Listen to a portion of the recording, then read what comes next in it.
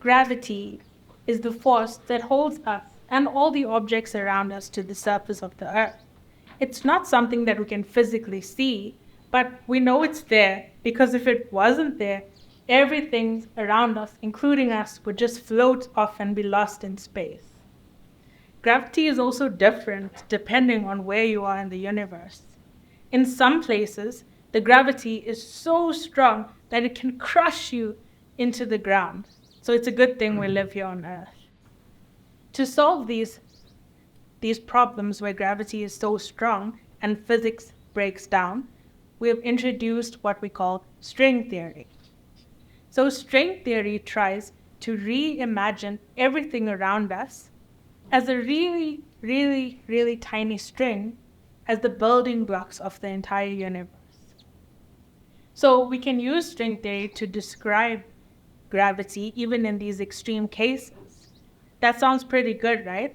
But if something sounds too good to be true, then the odds are it is too good to be true. And string theory has problems of its own, which I'll illustrate to you with this diagram. So firstly, we have a straight line, which is an example of a one-dimensional object. Next, we have a square, which is an example of a two-dimensional object. And finally, we have a cube, which is a three-dimensional object. What would you do if I asked you to imagine what a four-dimensional object looked like? I don't know about you, but that's not something that I can do. Everything around us is in 3D. But unfortunately, strings live in a dimension even higher than 4. So it makes things very complicated to work on and understand. But luckily, some smart people realize that all we need is a little change of perspective. If you take a look at my cube, and you just focus on one face of the cube, you might notice a square.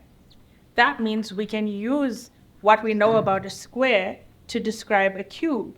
So we can use a two-dimensional object to describe a three-dimensional one.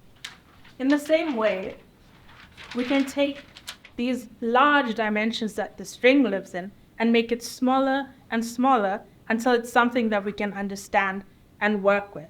By figuring out how to work with strings, we can finally begin my work, which is trying to understand what exactly they're doing and their behavior.